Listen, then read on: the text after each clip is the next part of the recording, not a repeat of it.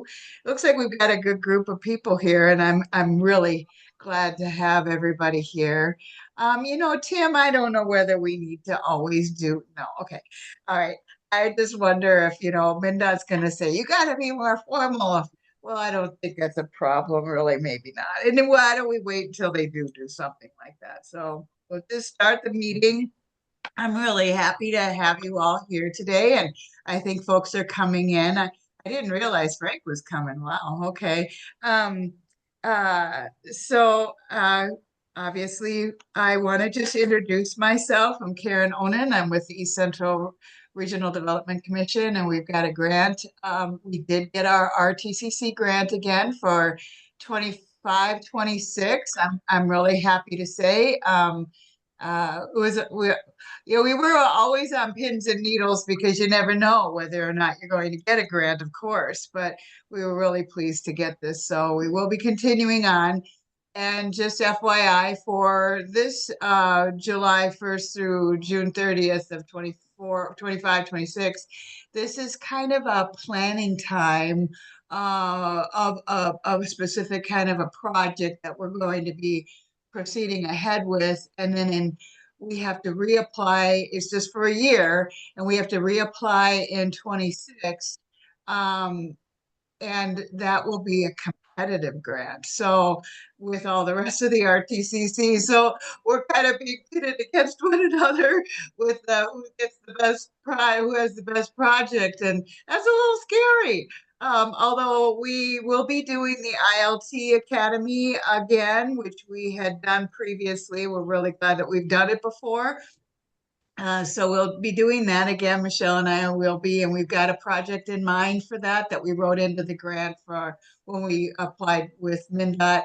And I think they're kind of excited for us to do it. So that's what we will be proceeding with. I think that'll be part of what we will be doing in 2026, 27. Geez, time's flying. Um, so let's go around a little bit, and I will call on people. I think I'm gonna get this participants list up. Maybe that'll help me. So that won't shift you all around. So why don't we just do, tell us who you are and where you work, and maybe a little interest that you might have in transportation. And if you don't mind, in the chat, please write down who you are, and do the kind of just write down who you are and where you work. And if you would like your contact information, you could add that too. That gives folks that are on the meeting the opportunity to be able to get a hold of you if they feel that there should be a contact made. Okay. So I think I've completed all what I have to say for the moment. And Michelle, why don't you introduce yourself, please? Sure. Good morning. Michelle Thomas with the East Central Regional Development Commission and the Transportation Coordinating Council. Tim, I've got you up next. Hey, good morning. Tim Schmatzer from Phase Industries. We provide supports and employment, day and transportation services for individuals with disabilities in East Central Minnesota. And as far as transportation, we are most focused on Medicaid waiver or waiver transportation services. Thanks, Tim. So happy to see you again. Looks like you're in an office. Yeah, I am in an office. And thank you. You as well, Karen. Yeah, well, here I am sitting in my at home, so I love it here. Hi, Dominic. How are you? I'm good, Karen. How are you? I'm good. You just want to do a short little intro? Yeah, sure. I'm Dominic Olivanti. I'm the communications manager for Arrowhead Transit. And Arrowhead Transit is the largest rural tax-funded transportation provider in the state of Minnesota and the second largest in the United States. And I'm happy to be joining this call today. We're happy to have you. Looking forward to hearing more about what's going on with Arrowhead in our region. Thank you. Hey, Bob. Good to see you. Hey, morning, everybody. Bob Voss, East Central Regional Development Commission. We operate in 5 counties of Pine, Isani, Chisago, Kanabec, and Mille Lacs, and we are your friendly regional development organization. And we are friendly. Yes, we are. Thanks, Bob. Yeah. Natalie, do you want to do a short intro? Sure. Can you hear me okay? Yep. Okay. Yeah. Natalie Mathewson. I'm the Community Development Supervisor with Central Minnesota Council on Aging. We are one of the 7 regional area agencies on aging in Minnesota, and we cover 14 counties, but I work directly with the 5 eastern counties, which Bob just kind of mentioned. So Glad to have you with us, Natalie. Thank you. Hi, Tammy. How you doing? Hold on. I'm running late today, so I'm all discombobulated. Well, just asking for a little intro, who you work for, and a little that. Yep. So I work at TriCap. I'm the volunteer driver program manager here. And yeah, been here about 2.5 years. Thank you for coming. Thank you Yeah. for being. Hi, Amanda. Good morning, everyone. My name is Amanda Stevenson. I am the planner for the Region 7E Adult Mental Health Initiative, and I've been in this position just about 1.5 years now. Thank you for coming. Glad to have you. Thank you. Hey, Mike. Want to do a little intro? Yeah, good morning. Mike Moylan, Director of Planning and Project Management for the Mille Lacs Band of Ojibwe. Glad to have you. Thanks, Mike. Rebecca.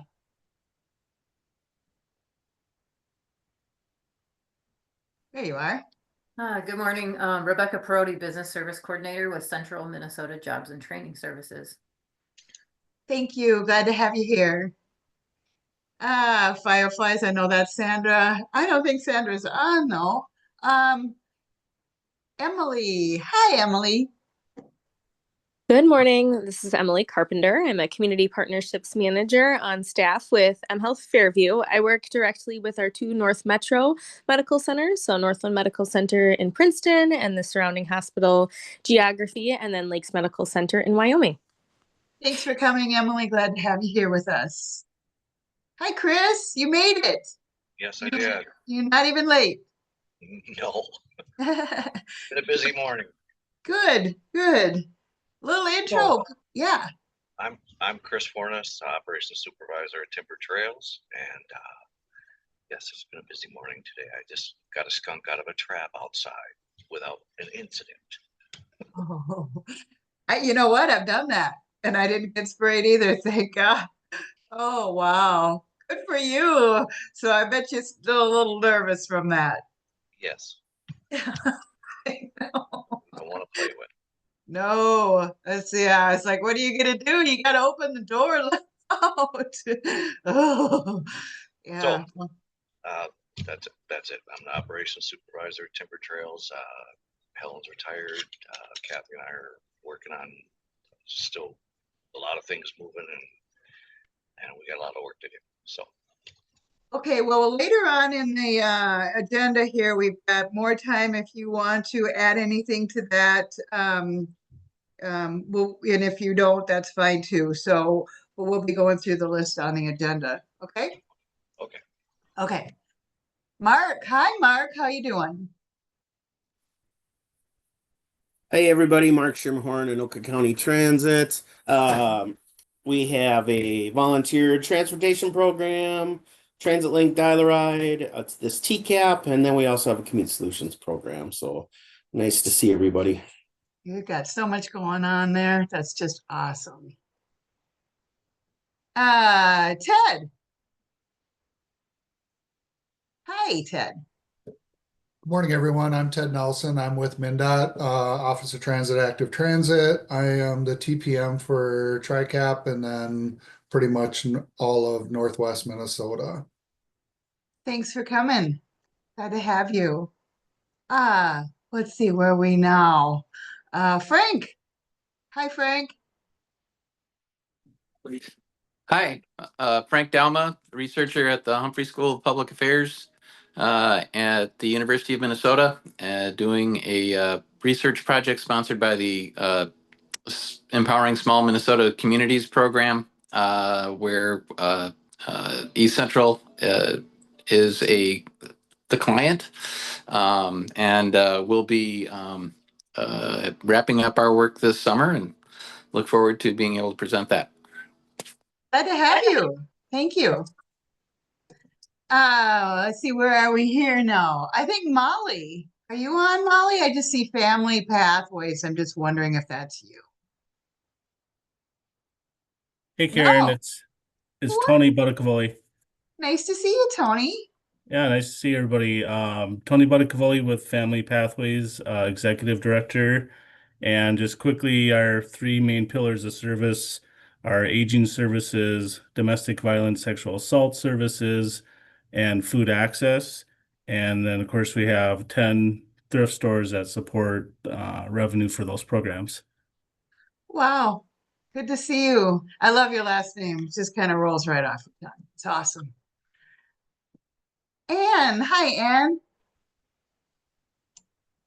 Good morning, Ann Walter, Anoka County Transit. Ditto what Mark said, we have TransitLink services, volunteer, TMO, and the TCAP program. Thanks. Thank you, Anne. Let's see. Who else have I missed here? Nikki. Hi, Nikki.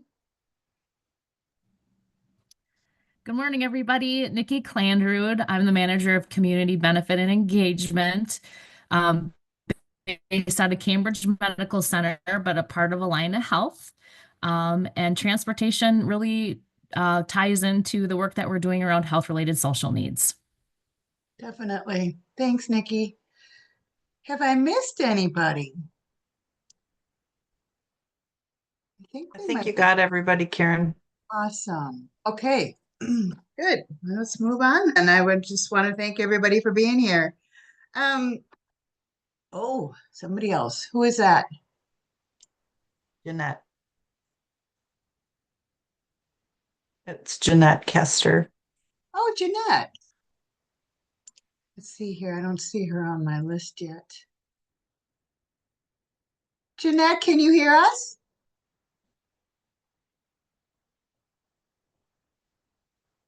We'll give her a minute. Jeanette, if you don't mind, would you please put your information in the chat? And if you'd like to do an intro, we'd love to have you do that. Okay, we'll just hold off for right now. I don't know, Ted, do you want to do any kind of an update on what's going on with OTAT, or have you got any news for us?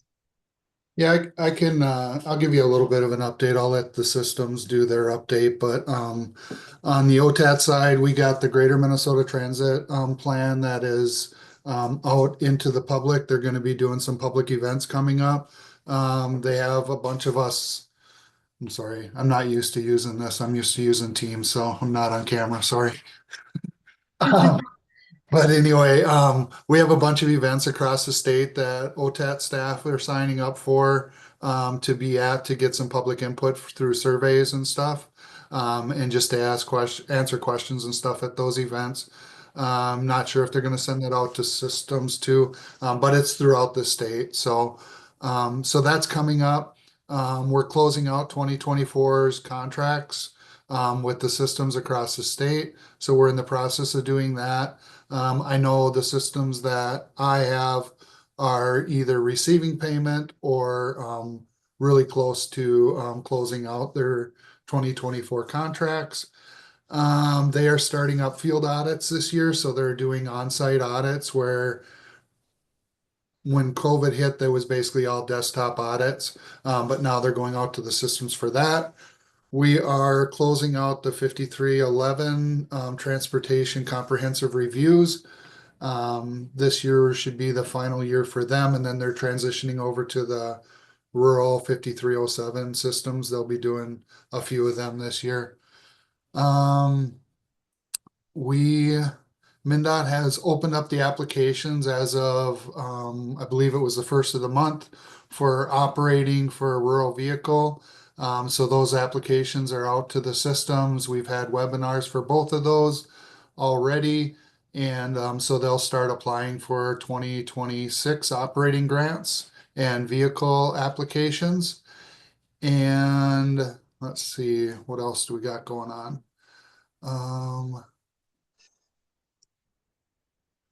That's pretty much it right now. Oh, we'll be opening up the facility and large cap applications for the systems here coming up in August as well. So lots of stuff kind of going on with closing out and opening new grants at the same time and stuff, and just getting all of that stuff going on.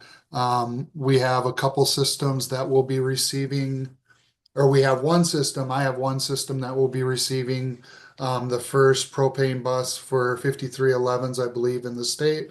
So we'll be putting a tank. They'll have a tank installed, and it'll be in Crookston for Tri-Valley. They'll have a tank installed there, and then they're getting in a few buses to start with propane vehicles. So we're excited for that. And yeah, so that's what's going on. Does anybody have any questions for Ted? Ted, did you put your info in the chat so that folks can get a hold of you if they I need did. to? Yep. Okay, I sure did. fabulous. Thank you. Yep. Yep. And it's me and Tina, I Yeah. believe, that have all the systems in this area. She had a TAC meeting to attend to today. So Yeah, I got that. Oh, yeah. good. Okay. Well, I'm glad you're here. Yep. Good information. Thank you. Yep. Thank you. Okay, and I know Linnell Simonson Popowski is our new I don't know how leader, or she worked up in Northwest Minnesota at an RTCC, applied for the job with MnDOT as a director and got the position. And so she wasn't able to come today because there's some training that she's doing. But she will be kind of focused on all of the RTCCs. And so she will be at future meetings. So just wanted y'all to know about that. So I guess we can move on to our service provider discussion and updates. And I know Tammy's here from TriCap. If you'd like to do a little bit of an update for us, Tammy? Sure. Yep.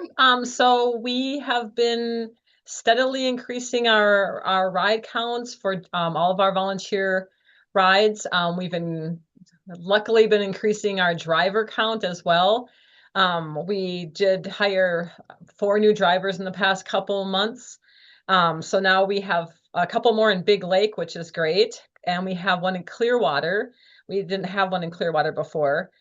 We have 2 that are currently in the process of signing up from Kimball, and we don't have anybody in the Kimball area right now. But we are still really looking for a few drivers out in the Elk River area. We had a driver there, he's still our driver. He just moved, and so he's not living in the house right there. So we're still doing a lot of advertising and going out into that area to see if we could get ourselves a couple more drivers. We are expanding our self-pay ride options now. And so we're trying to help people that are in rural areas or people who don't have access to public transportation. They might live outside of a service area. We get a lot of calls from people like that don't have a funding source that can pay for their ride. And so they still need a ride. For instance, I'm just doing one for a lady who is in Greenwald, I believe it is. And so she just needs a ride she drives, but she doesn't drive where there's a lot of traffic. And so she just needs a ride to the St. Cloud Hospital. And so we're just setting up a ride with her right now so she can get to her appointment. She has kids that can drive her, and they do drive her sometimes, but they can't drive her all the time because they actually live in St. Cloud. So by the time they drive and pick her up, bring her back, drive her home, get back, they have to miss a lot of work. And so that's really hopeful. That's something I've been trying to work on for a long time, is trying to get rides for the people who don't have a funding source, because it's always hard to tell them, what the price of our private pay ride is, which is, I mean, they all admit it's like it's a lot cheaper than anything else they've looked at, but they still can't fit that in their budget. And so we are trying to help subsidize that now. So that's really exciting. And we're just working on the process to make it fair for everyone. And if it has to be income related or how we're going to do the process. But so that's what we're working on now. But it's kind of nice to be able to help people out that maybe can't afford even the 89 cents a mile. Yeah. So have you found any volunteers in Mille Lacs County yet? Um, You know what? We have a hard time out that way, but like our funding sources, I think other places have a hard time as well because we get rides in, like we'll get a ride in and we'll say, well, we have to pull a driver from, and then we'll, whatever town's the closest, whatever closest driver we have. And so then we have to ask for deadhead miles. And most of the time they're approved because they don't have another option to get anyway. But yeah, I have. We have some funding for advertising. So, and those little papers really work. I mean, I put those out into the small town papers a lot, and that's how people are seeing the ads. If someone ever calls in and asks us, like, about volunteer, I say, how did you find out about our program? We keep a spreadsheet, and majority say those little papers that are out, or those little periodicals they put on, like in businesses or whatever. And then also we have our volunteer driver referral program, which we started last year. And so if one of our volunteers refers someone, and also I have to say, we got everyone a TriCap t-shirt and a hat. We've been trying to use some of our extra to get our drivers some bling. And that really helps. People, like, they'll see them and they'll see their magnets on the car. They'll see them wearing their hat and it's like, oh, what are you doing? And they strike up a conversation with our drivers. And then we've had a few people call in about that. And it's like, hey, I met one of your drivers and it sounds interesting. So that's really helped as well. Excellent. Well, you're really doing great things. I thank you very much for that. We do really appreciate all that you've been working on. Yeah, we've got like 40 drivers now, and we have a few coming back, so we should be able to really up our rides now because we have our snowbirds coming back. We're having a volunteer driver meeting a little bit later this morning. We have a monthly drop-in. They can come in and ask questions or just have coffee, whatever sometimes they just like to come in and chit chat for a little while. And so we have one coming back today, and he takes a lot of rides, and he's up in our Little Falls area. And so that's nice because we really need drivers up that way. So excited to see him come back today. Good.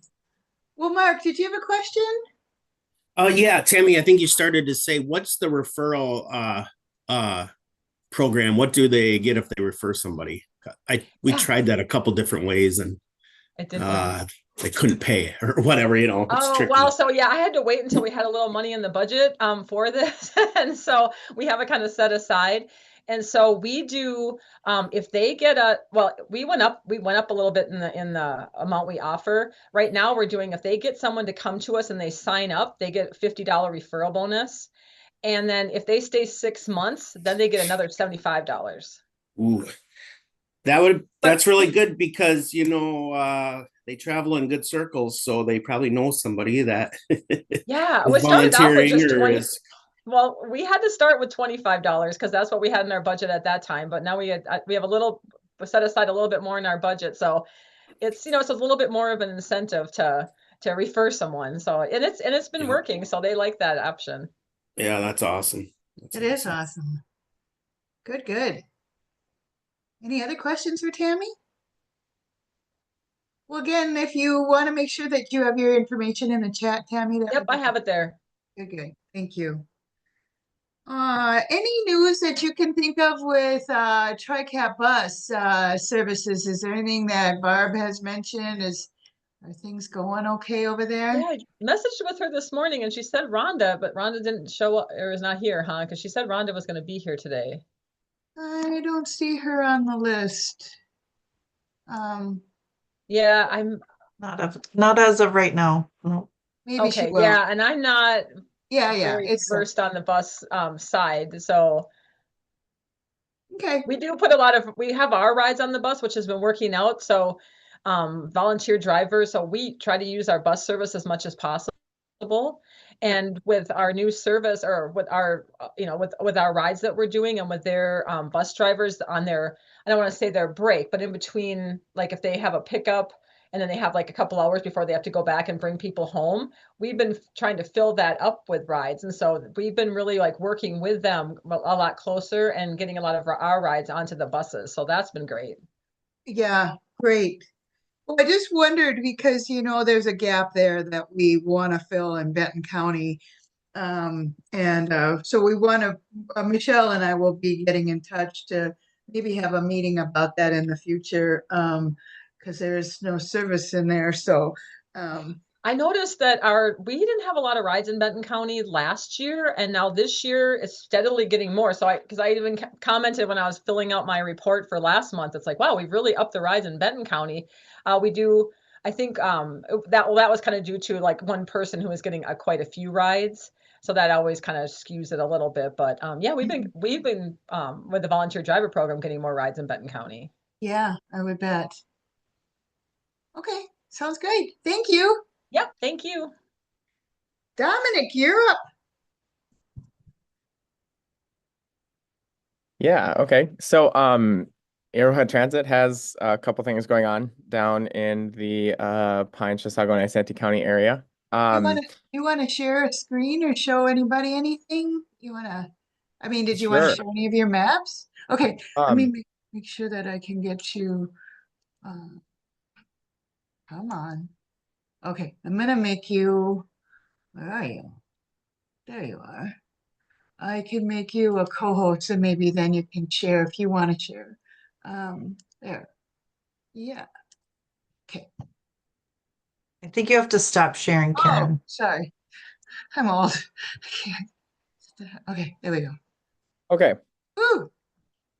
So, as most of you maybe have heard, Arrowhead Transit is undergoing a major comprehensive redesign of Chisago and Isanti counties, which, as far as we can tell, is incredibly unique across the entire county. Or across the entire country. We have joined some national conversations with CTAA. They have been, advertising this on our behalf, and sharing this around with colleagues, in now Tennessee. And Tennessee, California, and Washington State, I believe, are the most recent states that we've had conversations about our comprehensive redesign, because those states have systems that are going to be undergoing similar projects here in the future. So we're pretty excited about this. It's moving along pretty swell. So far, so good. The report was submitted to MnDOT with raving reviews. So we got a 100% seal and stamp of approval from OTAT last week, which is great. And Sandy would normally be the one that would be presenting on this project, but she is the one that is at the TAC meeting and taking up Tina's time today in Grand Marais. So I am here today. So the Ride Smart project, just reimagining public transportation in Chisago and Isanti counties. This, we can just kind of jump into the public facing report and map that is public. So this is kind of where we're coming from now with RideSmart. So this is the finalized route redesign proposal for Chisago and Isanti County. And it's changed a little bit, offering fixed route and dial-a-ride service in both Chisago and Isanti County, and specifically Cambridge and North Branch, the city of Cambridge and North Branch. We have seen 30% growth in these counties, even during the transition of Heartland Express to Arrowhead Transit during COVID, which is incredibly impressive in these counties, and shows public transit is a growing necessity in these areas, but not just a necessity, a choice. So one of the things that we noticed in our research when we were conducting both boots on the ground research and actual survey data was that the fastest growing classification of rider is that 18 to 25-year-old rider. And then the fastest growing classification of individuals who are researching us are ages 35 to 45. So parents of individuals who are potentially utilizing our service for after school. So I'll get into those details a little bit here too. But you can just see a little bit of our FTA data that we report to the Federal Transportation Administration. You can see our growth is pretty significant. However, Chisago County being way more population dense than Isanti County, is incredibly lacking in service. So that took a precedent when it came to a full redesign of public transportation. Key survey findings showing that 92% of the respondents of the survey believe that transit is, improving quality of life in these two counties. 50%, less than 50% felt that the current system met their actual needs, which I can get into a little bit later. The top barrier was that service was lacking close to their actual homes. Most riders are citing mobility challenges, right? And respondents identifying key destinations were underserved by existing routes. So one thing I'd like to point out is we entirely took what Heartland Express was doing and just kept doing it. And there were no real routes with Heartland Express. There was a service design that wasn't being followed. And we continued that model until we got to do the full service redesign. So now that we're in this project, we're able to develop key quality routes that actually met consumer needs of the passengers that we've identified through disadvantaged population data, through the survey data, through actual booth on the ground conversation, and through several transit advisory committee meetings that we had both in person and virtually. So these are the new Cambridge Dial-A-Ride boundaries. They've expanded a little bit. You can see that over here, the college is now included, which is great. Talking to leadership at Anoka Ramsey was very beneficial to that conversation.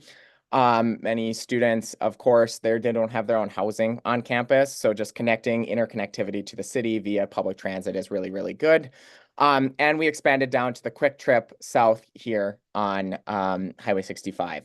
So just expanding those boundaries further for future housing development, for future growth of this city. Speaking with the community development teams and the Isanti community development team, looking at their anticipated growth patterns and where we anticipate dramatic population growth. I think we can anticipate that these North Metro suburbs, while they're not maybe considered North Metro suburbs now, are just going to continue seeing growth, being that they're so close to the Twin Cities and they're so close to those services.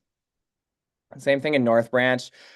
We did expand these boundaries quite a bit based on, again, population data on where we're seeing growth in these two cities and where the community had warned us that there will be more anticipated housing development and industry development in the city of North Branch. So now we have developed these maps that are more clearly defined in this area too. So it's a lot easier for the end consumer to see this is where it costs me $3 to ride, and this is where it'll cost me $5 to ride, and so forth. So now we'll jump into the actual meat and potatoes of the project. The Bram Rush Point commuter. So this is what every entire route now will look like. They'll have these unique maps, right, with the shaded area around, which signifies the route deviation zone. So all of our route buses that leave the cities will deviate anywhere within this shaded blue area, and will follow the dark blue line exactly. So if you live within or on that route, you are more than welcome to call within these scheduled times, and we can get you on the bus. If the goal is to create more consistency in our scheduling to make it a lot easier for the end consumer to understand our routes and to understand how they're built, right, in comparison to how Metro Transit does their transportation, say in the Twin Cities. So it resembles that a lot more familiar. So when we launched the Arrowhead Transit app in Q4, late Q3, all of these maps will just be input into our own GTFS system and then input to Apple Maps and Google Maps and all that fun stuff, and it'll look exactly the same with our own integrated system as well. So we're already trying to get our consumers ready and built for that, and aware that we don't just come and pick you up at 11 o'clock anymore. That's not how this system works. Now there's actual times and actual bus stops, knowing that this system is a living and breathing document, and we fully anticipate that we will hear additional feedback following up in 30 to 60 to 90 days, and hopefully making adjustments as we go to continue to just have a more positive impact on our consumer. So each individual route has its own description and reasoning why it exists and what it looks like. So you can take a peek at this report. Again, it's available at arrowheadtransit.com/ridesmart2025. This is probably one of the most highly anticipated and newer routes. This is the Chisago Lakes commuter bus. This local bus route goes from Wyoming to Center City. There is a huge demand for this population base that we have identified needs its own independent bus. So we are excited to be adding essentially what it'll look like from a transit nerd perspective, a dial-a-ride system in this area. Of course, that's not what it actually is, right? It is a route deviation that will run back and forth and back and forth. But it's going to be very, very on demand because of how tight the turnaround time is in in and on Highway 8 based on traffic and travel patterns. So we are really excited to see what our ridership numbers look like in Chisago County based on what this route alone can do for us. So I'm excited to see what the reporting looks like and what we get out there after this. This next route, the South Chisago County commuter, is really cool. So based on a conversation we had with Chisago County, this originally only went from North Branch to Center City and then over to Wyoming. However, we were informed of a private mobile home development in Schaefer in conversation that we had with our cooperative partners at Chisago County. We were able to add Schaefer into the route design, and we have received a significant amount of positive feedback. We changed our survey data a little bit just to see, to get different responses, to see if it would actually be worth it, and it is. We are incredibly excited to offer this new service to Schaefer. There has been no bus service there, even when Heartland existed, except for Head Start.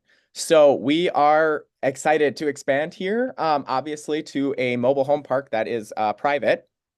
And then Stacy, also being on that route, is the Chisago County, the largest public mobile home park in Chisago County. So we have both of them on the same route and a couple other routes that both meet them, right? So that they'll have multiple opportunities to access public transportation service now in these two growing communities that are growing pretty fast with pretty heavy investment in them.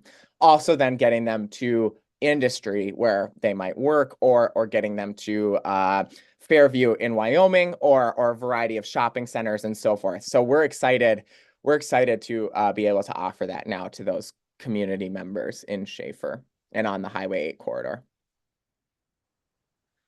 This is the Pine City commuter blue line. We're excited to see the blue line go. It'll go from Wyoming to Pine. And yep, that'll be great. The Tri-City commuter, again, just North Branch, Isanti, and Cambridge, three of our most popular cities in the southern, in our southern territory. And Cambridge Saturdays, and so forth. So all of our data, all of our research, public facing is in this document and can be found online at ridesmart.com. arrowheadtransit.com/ridesmart, excuse me. And the project timeline and what phase we're in.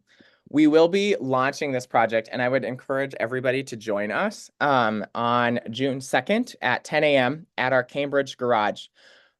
We will have members of the public speaking. So a couple commissioners from Isanti will be speaking, and then Amanda Usher will be speaking. The county administrator from Chisago County, Chase, will be speaking as well.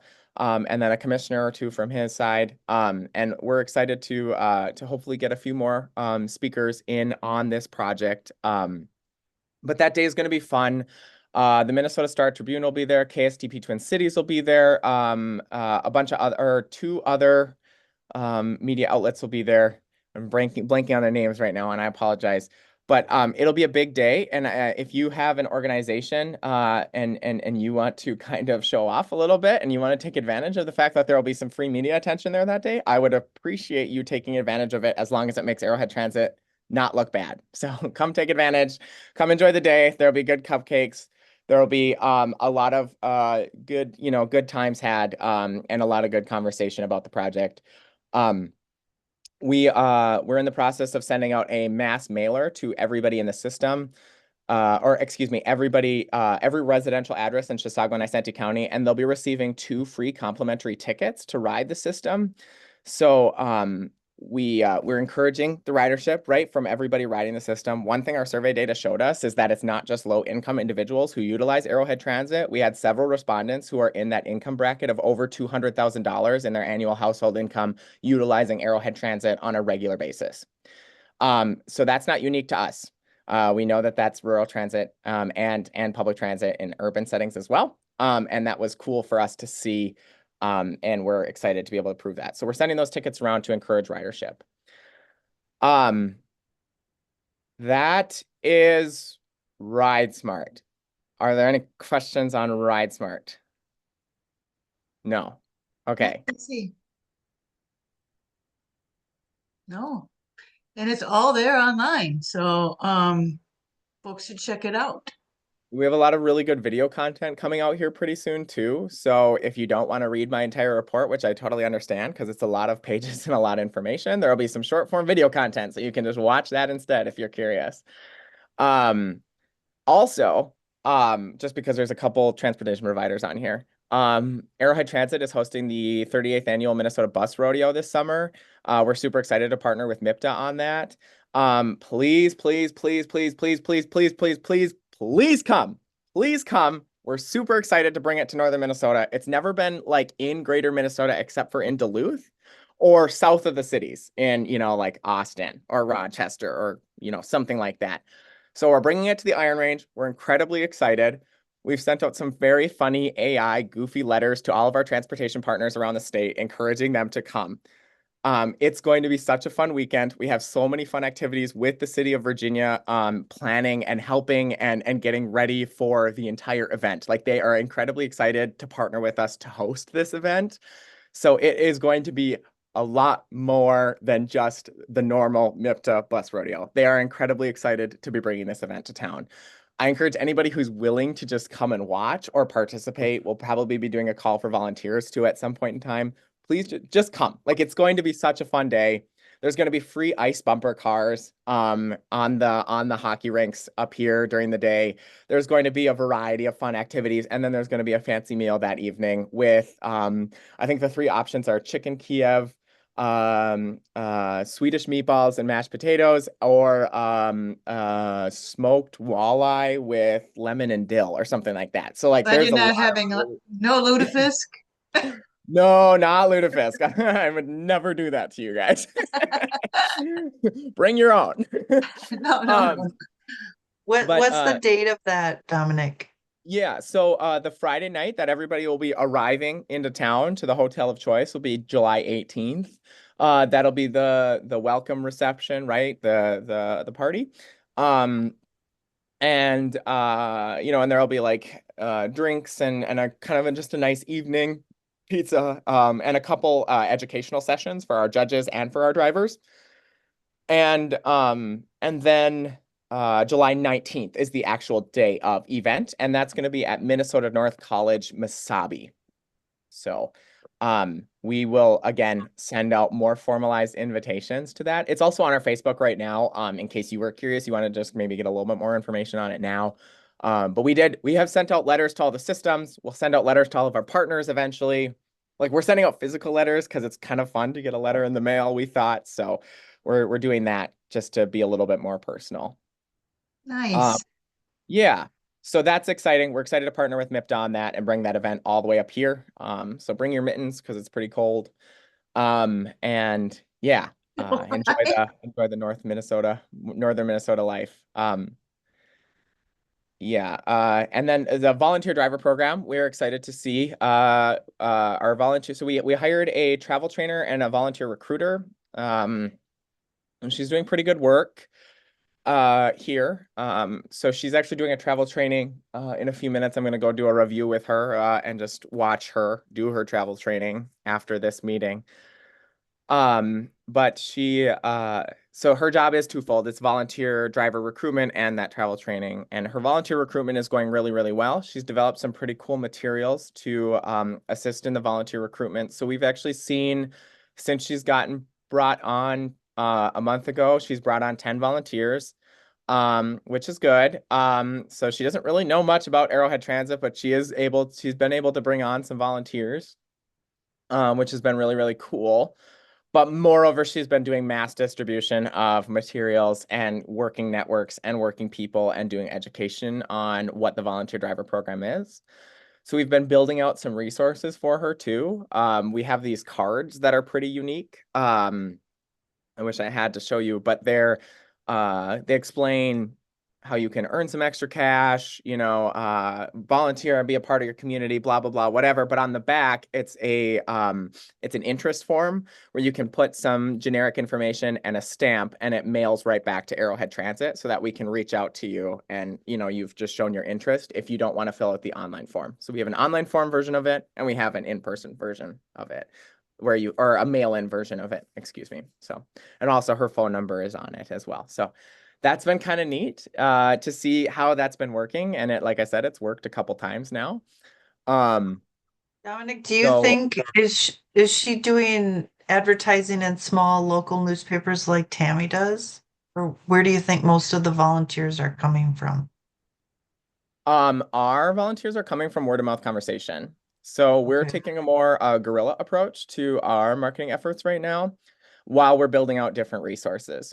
So my approach to our volunteer situation is going to be through a multimedia campaign that will hopefully be launching later. We're going to wait till after the bus rodeo. We have a lot of things running at Arrowhead Transit public transportation that we don't want to overstim the entire community that we serve with other stuff right now.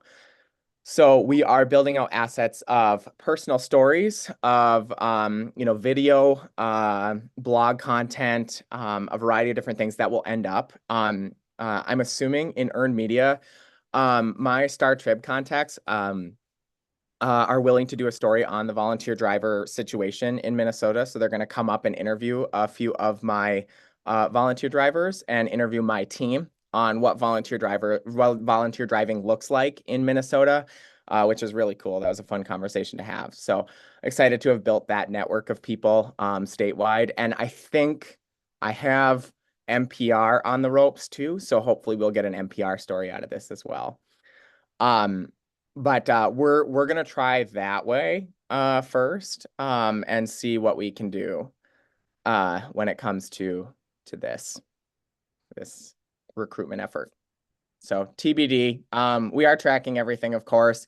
I know that my my volunteer recruitment page, ever since Holly has started, we have seen channel traffic driven up 130% on that website page, with clicks going up 4%, which is, or meaning, 4% more individuals actually completing the form of interest through to then actually coming on board is obviously less than that, right? Because that's just common through the volunteer process, but we are actually seeing more names, more faces, and we've developed a better system of like, okay, they don't end up volunteering with us, but we keep their name, we keep their contact information, and we send them updates and we send them information and smiles and video and this and that just to keep them in the loop on what volunteering means to Arrowhead Transit. That has worked for one person. So we just don't have numbers yet to back up like actual results. So I don't want to give you anything now because it's not going to be impressive. I have a very big hunch that it's going to work, and in about a year you're going to be astonished with what we say rather than right now with what I have to say. So I will keep tracking that and give you better data on our volunteer recruitment efforts after a year of Holly starting. Same thing with the travel training thing. I think rural travel trainers are incredibly necessary and incredibly important in the state of Minnesota. With how big Arrowhead Transit is, sure, right? But all of our systems are incredibly unique. All of them operate incredibly different. I don't even understand how all of the systems operate. So having Holly out there doing educational session, well, even not just Holly, but our entire team doing educational sessions on how to utilize the bus has changed ticket sales dramatically. We saw a 6.7% increase in ridership from Q1 this year to last year's Q1. Which is super awesome for our social media because people have a problem with us, and then we are able to show that ridership is still increasing, and they're like, oh, okay, so apparently I'm the only one that has a problem with you. Maybe I need to figure out something else, right? Like it's changed a lot with how we're able to interact with the public in a variety of different ways. And she's able to collect more personal stories. She's able to pull people on board when I want to do personal advertisements or throw somebody up on a billboard. She's able to interact with them and actually like connect with them. I don't know. It's travel training and volunteer recruitment. I can't push all of the systems here enough to say like, this is something that if you can figure out how to invest in it, you definitely should try because it has been so beneficial. We've only had her for like 2 months. Yeah, it's a lot of personal touches there. That's really important that you've been talking about. That's awesome. Yeah. And of course we cross department share her, right? Like she's not just like, it would be great to have 2 of her, right? 1 volunteer recruiter and 1 travel trainer, or like 5 volunteer recruiters and 1 or 5 travel trainers, right? And eventually that's probably where Arrowhead Transit will end up just because of how big we are. Whether that means we have to hire a company externally to do it because we can't actually hire the staff for whatever reason. That might be I don't know. I know that we're getting a little pushback right now on hiring a travel trainer. I don't know why, but we are. It's just a conversation that we should all, like rural systems should all start navigating together, I think. And we're excited to present on this at MPTA conference this year and kind of show off how fruitful this has been. Because Holly has presented to well over 1,000 people in the 2 months that she has been with us on how to utilize the system and how to utilize the bus. And again, it shows. It is showing in actual data and actual factual ways. So, and in volunteer recruitment, of course, as well. But so we just need to balance out what she does. So. Excellent. Well, good stuff. Any other questions for Dominic? Great presentation. Good stuff. Yeah. Anne, you're still on, and Mark, do you want to chat a little bit about what's happening in the southern part of Isanti and Chisago counties and how Transit Link is involved?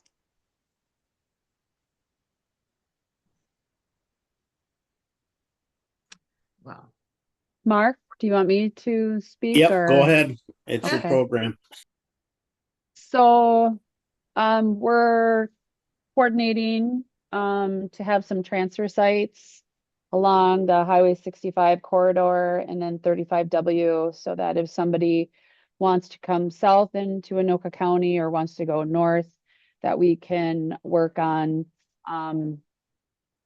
transferring people into greater Minnesota or back into the Twin Cities. So we have 4 different sites that are set up.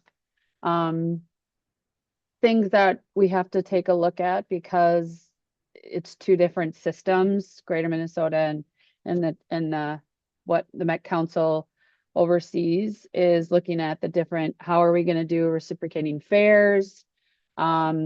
We're expecting passengers to understand all of the policies and procedures for both services, which sometimes that's a lot just to know your own, but in order for them to be successful using both services, they're going to have to understand all the policies and procedures for both programs.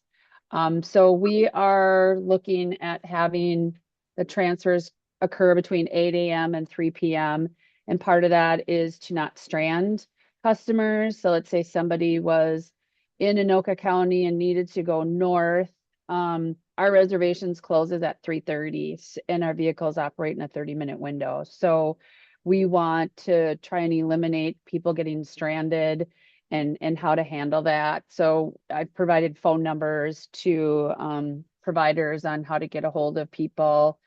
What we're looking at doing is having the passenger pay the first bus for each trip. So if it's originating in the Arrowhead area, then it's going to come into, they'll pay that driver. And then there'll be a transfer to give the Transit Link driver And then the same going home, they'll pay the TransitLink driver and then give the passenger a transfer. So they're not paying 2 times, with, actually 4 times. So it just is going to simplify things, and our fare systems, the cost of the service isn't the same either. So just to start off with, these are the things that we proposed. I believe Arrowhead plans to do some possible marketing, maybe with flyers or something on their website. There, you're not going to. Okay, Brandon had said that at one point you might be doing that. We're doing basically what you're doing. So just keeping it very low key. Okay. Yeah, so the Met Council doesn't really advertise TransitLink or Metro Mobility. So this isn't a service that we would market either. Maybe we would put something, or maybe the Met Council would put something on our TransitLink website, but just with the struggles of drivers and I was reached out to by who ran the marketing for the Gold Line expansion. She reached out to me. What's her name? Somebody at Metro Transit. Yeah, somebody at Metro Transit reached out to me on behalf of Met Council about this project. Anyways, we were talking language. But yeah, so we were talking a little bit about this, but like they were talking language for me to use, and I was just, yeah, so we haven't decided fully what we're gonna do, but yeah, we're keeping it low key. If you could get me the name of that person, because I'd want to share that with my project administrator, Yeah. Sheila Williams, because she would need to know that that was happening and where that was coming from. So just trying to think of what other information I might be missing here. Well, you mentioned that, that June 1st would be like the kickoff, but it really isn't a kickoff, but that was sort of the plan as to when things were going to possibly get Yeah, going. I think because the service plan is need the approval with MnDOT, and the service plan is effective the beginning of June. So I don't know if there's any other questions, or Mark, if I missed anything. No, I think that's everything. It's Will there be more information about this, though, for a person to be able to find it on one or the other websites? So, or do they have to just call in? The question I'm asking is because once a person calls in and finds out that it's not available, like in the past, they're not going to try again. But I'm thinking that if they see that it is available kind of in a maybe what is subtle way, maybe they'd use it. I'm afraid nobody will use it because they won't know it's there. So typically, how these projects or this coordination efforts start is because someone calls and says, I need to go from this place to this place. And we've had I'd say, Mark, I'm not sure what the right words are. We had a kind of a trial with TRICAP. And we started that quite a few years ago because we had people that wanted to come from, let's say, Elk River into Coon Rapids area. So there was just a trial period for that. And so usually it's demand, like I get the calls and say, hey, I need to go from this place to this place.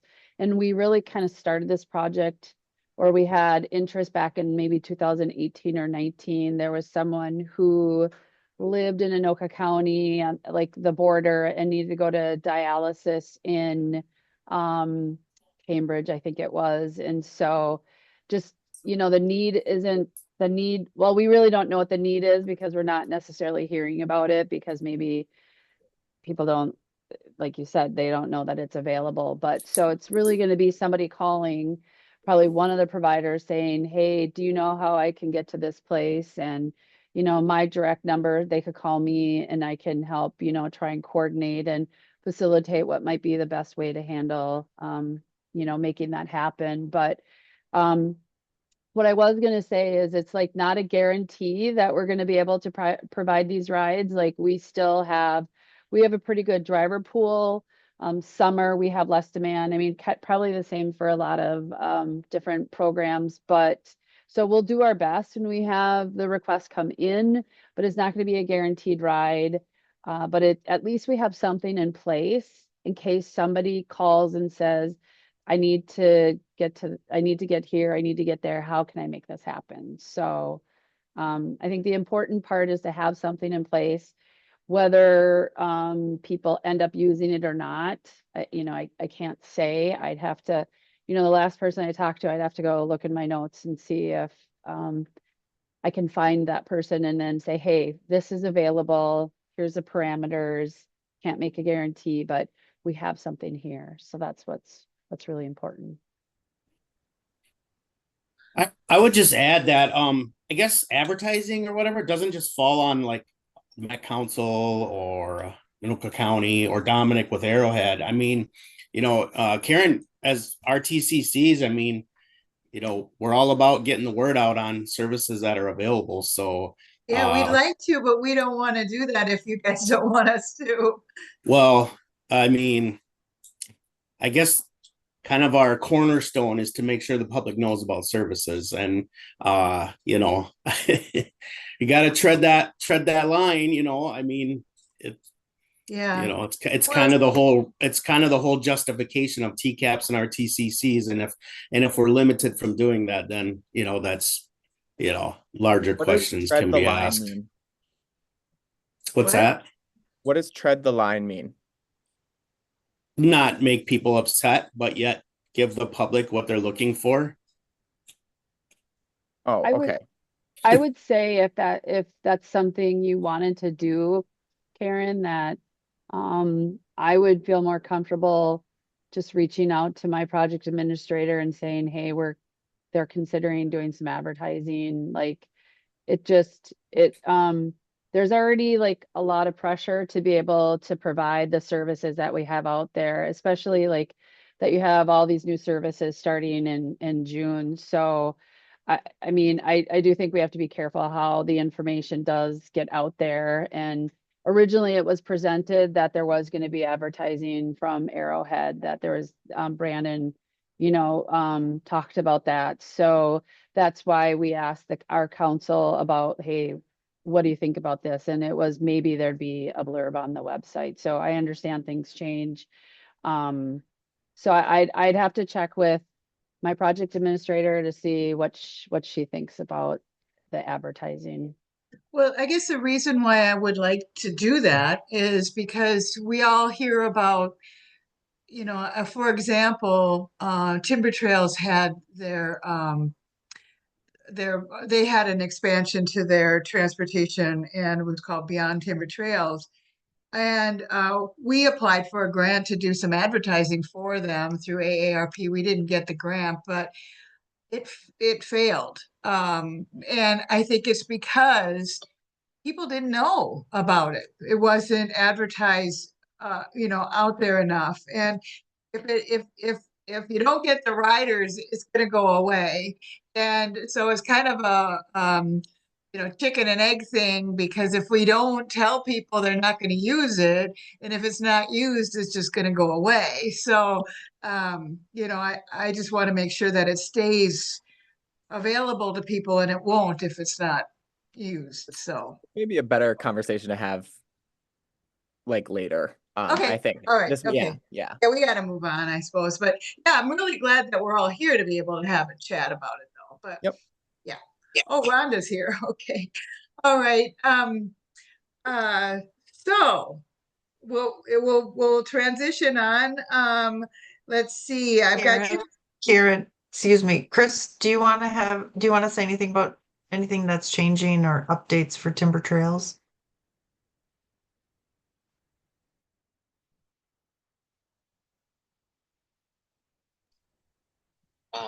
No, Kathy pretty much has all the information on items like that. What was just said about the advertising for CMCOA and the Beyond Timber Trails that we had in place. We did advertising in the local papers and everything, and we went to. I literally went to all the businesses in town, and I had them put a flyer up. I'd go out and drive out to the local like pub or cafes out in the sticks and put them up out there too. So we did do the advertising as best as we could, Right. and it was just the need was there, but it wasn't like every day, every week. We'd have sporadic. So it was, the word was out. It was just a matter. I even went to all the churches and towns in the county. So everybody had that information. It was just a tough thing to do. We didn't get the grant that we needed to continue with it at Yeah. the end. So Well, I appreciate all of that, Chris. We wanted to get a billboard up, we had all these kind of wonderful plans to get everybody riding that bus, but it was, it was sad that it went away. But I'm glad that y'all tried. That was good. they've got something in the works with where we're trying to work through the county. Yeah. We got a new handicap vehicle, a Honda Odyssey with a drop floor and a ramp, and we're hauling people around for dialysis for stuff like that. And Good. we're gonna try and integrate that with that whole system too, because there's a lot of people out there out of our bus service area that need a wheelchair, Yeah. a vehicle that'll carry a wheelchair. So we went and got that about a month ago. So Awesome. we're ready to go. It's just kind of in the works still. Great, Chris. Thank you. Let's see. Rhonda, I see that you're here. I'm glad that you made it with TriCap. And if you wouldn't mind putting your information into the chat so that people who want to get a hold of you can. Do you want to give us a little update or a little intro? Hi, yep, I'm the fleet operations manager for TriCap out of Waite Park. We are in the process of finishing up our Waite Park 8-stall garage. Hopefully here in the next month, that's going to be complete. I believe we have a bus coming that's over at Hoagland Bus. They're kind of looking forward to.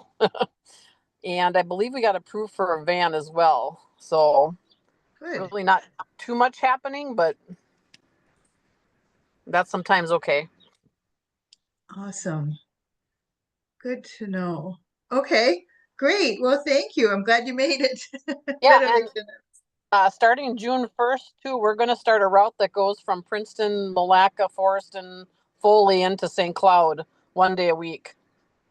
Wow.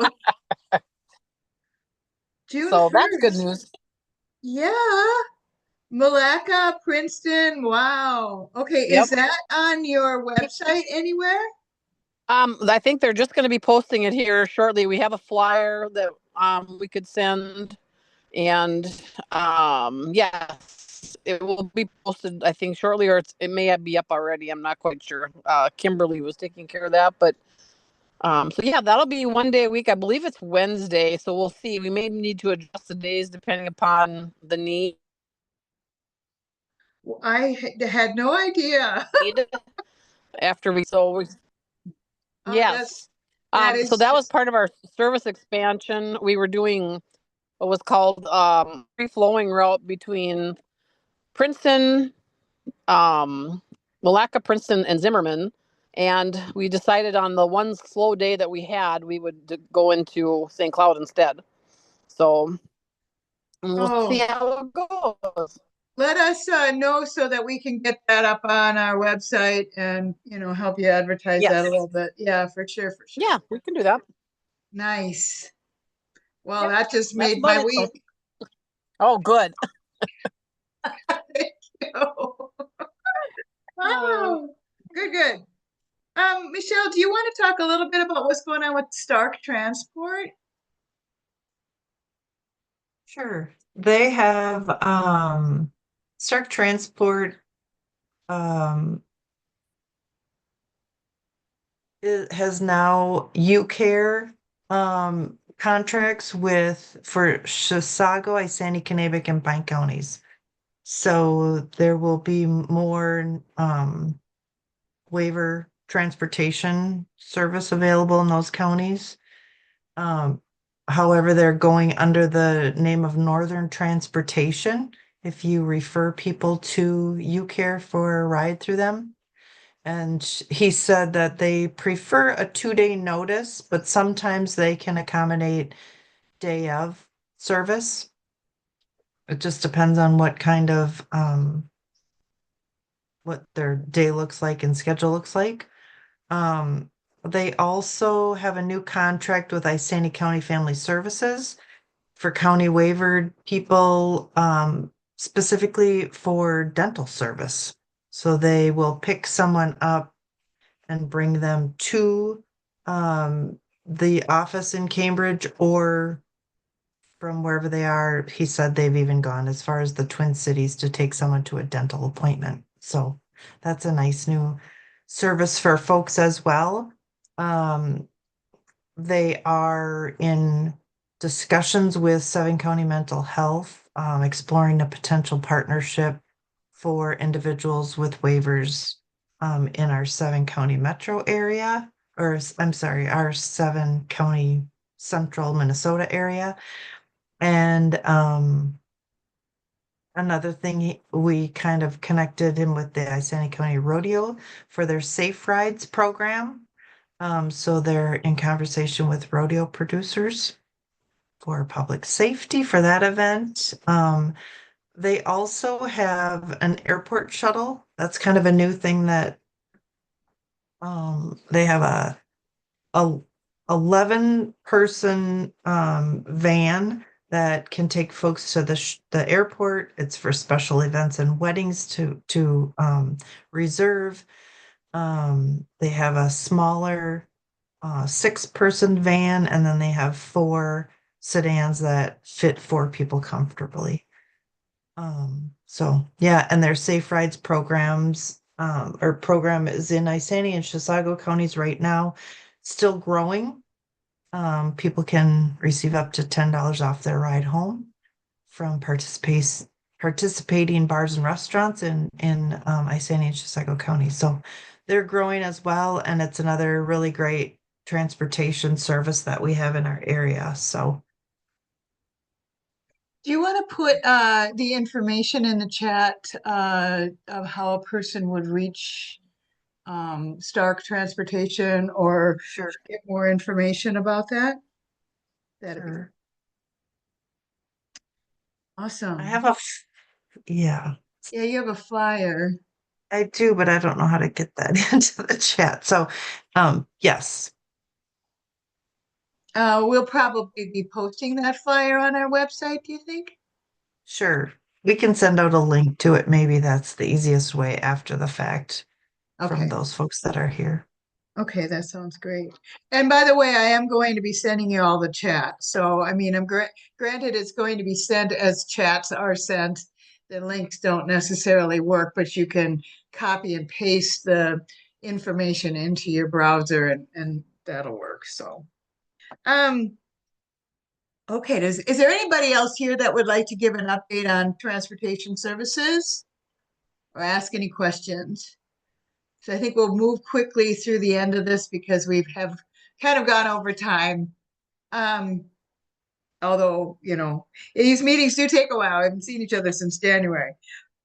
Okay, so I'm just going to mention that on July 10th, you are all invited, and we will be sharing this information out to you all again with an invitation to our next advisory board meeting, which is going to be a little bit different.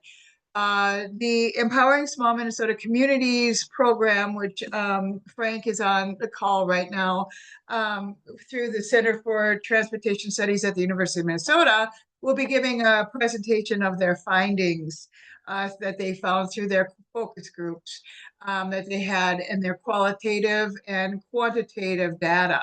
So it'll be a really interesting meeting. It'll be in person at the ECRDC office in Mora from 1 to 3. So it'll take the place of our regular advisory board meeting. And it'll be really interesting to hear what they have to say. I'm excited for it. So we've gotten tidbits, but this is going to be the first real big presentation on it. Frank, since you're on, would you like to say any more about that?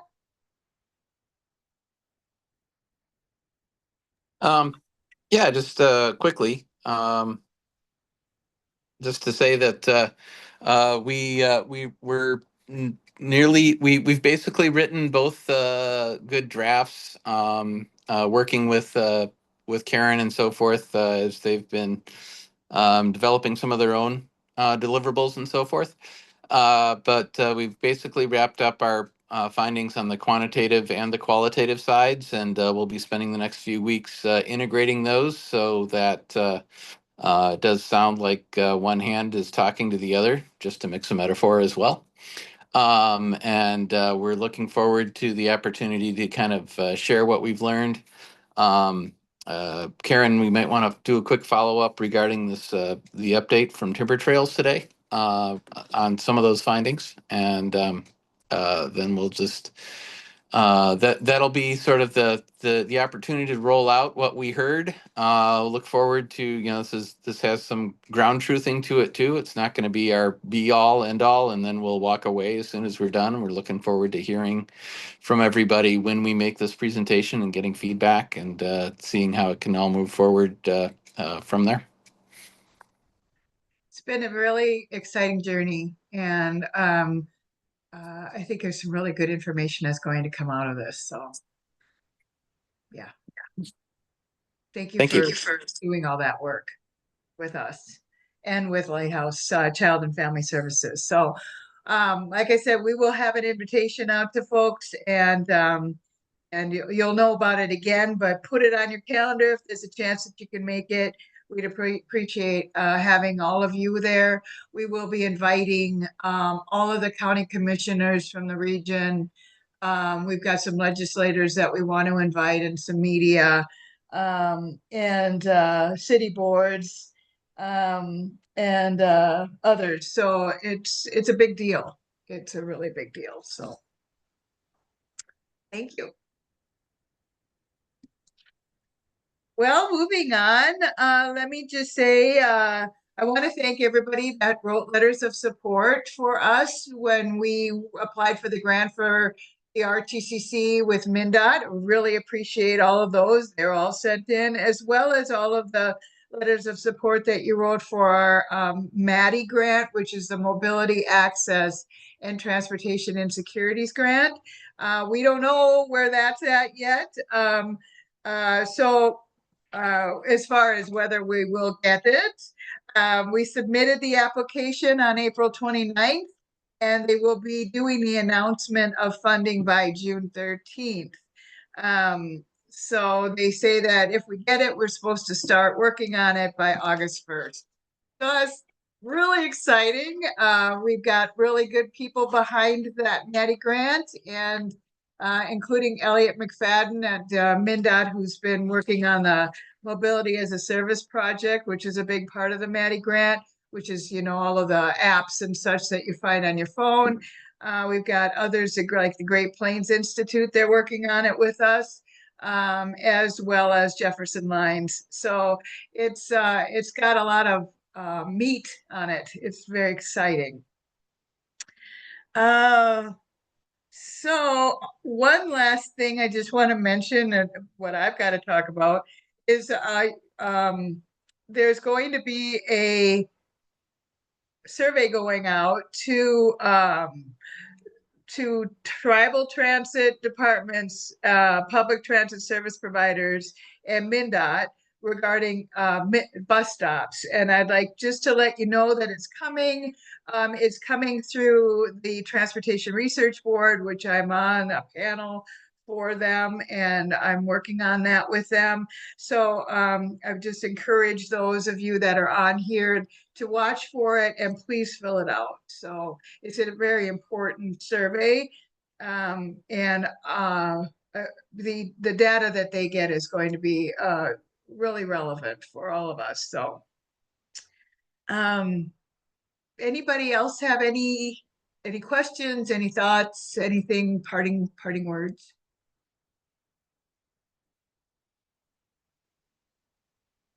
Well, then, like I said, we will be meeting up again on July 10th, and I really hope to see many of you there.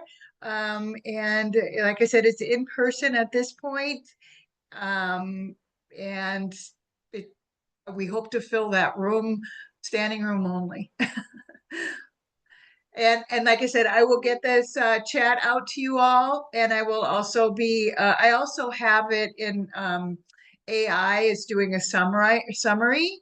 If you're interested in that summary, let me know and I can send that to you. Just send me an email. And thank you. Thank you so much for all of your participation. So also really nice to see everybody.